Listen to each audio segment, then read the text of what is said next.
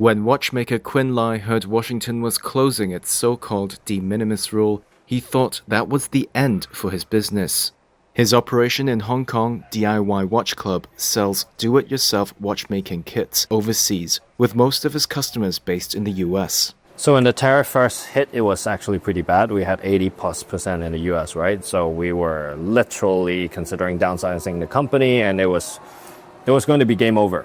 His kits could enter the US free of import duties thanks to de minimis, which exempted low-value packages. But starting from May 2nd, if those same packages are coming from Hong Kong or mainland China, they'll get slapped with a 90% tariff or a flat fee of $75.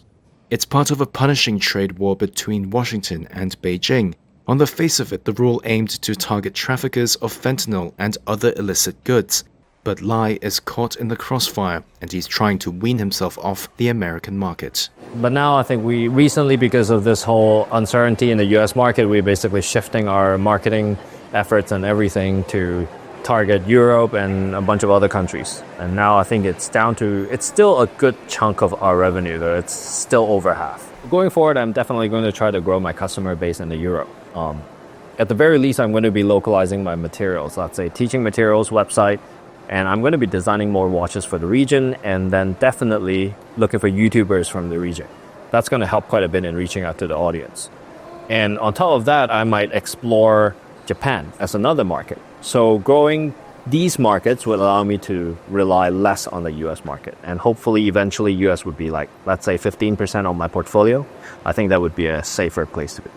Low-value shipments from China to the US reached an estimated $5.1 billion last year, according to US Census Bureau data. That made it the 7th largest US import category from China, behind video game consoles. Kennedy Wong, honorary president of the Hong Kong Chinese Importers and Exporters Association, says it's tough for local business owners to adapt to new tariff rules. No one single market can replace the US. Probably 20, 30 markets together would have a similar size, but that would mean a lot of extra work and also overcoming the various trade regulations, and also import regulations. Well, never easy.